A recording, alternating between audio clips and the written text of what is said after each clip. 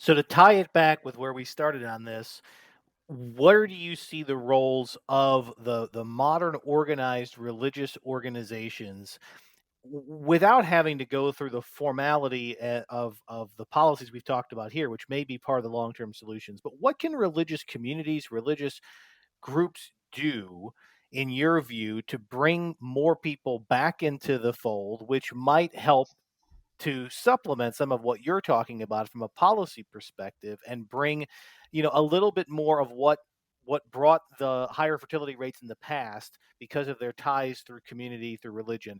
So we've talked about what the government could do. What could some of these religious institutions do to help?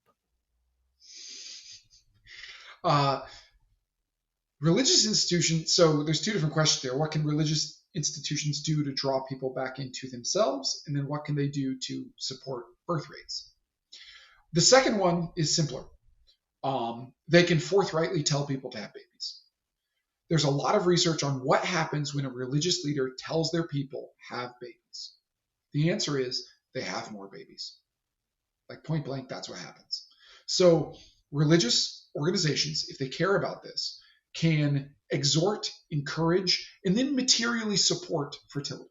They can do a better job of coordinating alloparenting within their communities, and also connecting young people and young families to various resources. Maybe there's a retiree living in a 5-bedroom house alone who would love to have a family with a young child live with them. I know some families in that situation right now where there was an older person in the community who needed someone living with them to help them, but still had some independence. And so a family with young kids moved in. The retiree, the old person, got little kids running around the house, the joy of young children around, and the family got like dramatically, essentially free housing.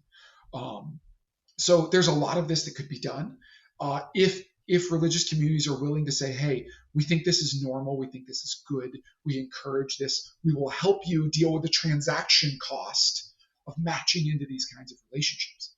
Um, so that's something that religious communities can do. They can forthrightly say, speak to the good, the excellence of having children and parenting, and they can assist people in overcoming the social matching problems related to housing and childcare and marriage. In terms of what they can do to draw people to themselves, I actually think some of the answer is the same thing, that religions thrive when they offer clear benefits. Like when people see what the value proposition is. And I know that sounds gross, like unspiritual. Like, oh, but I'm not saying like, oh, you gotta market it, but I'm saying like fundamentally, you know, humans come to believe things because they practice them, right? Belief is downstream of habitus. And so, if religions want people to believe what they teach, they need to first demonstrate to people that the implications of what they teach yield a life that's good, worthy, and admirable. Okay? So, if you want this to be the case, then, you know, start doing these things that help people connect to the goals they have in life that they are not attaining. If people want to get married, they want to have kids, they want to do these things, they're not achieving them. And if religions have a pathway to that that's viable and cost effective and helps people get to that, man, lean into that. like like lean into that, and people will see and they'll go, oh, maybe I want to be part of that community. And then they'll be like, why do people in this community behave this way? Oh, because they believe these things. Maybe I should believe these things. Okay, so that's what I would say, is that on both fronts, religions really need to more forthrightly focus on delivering the goods.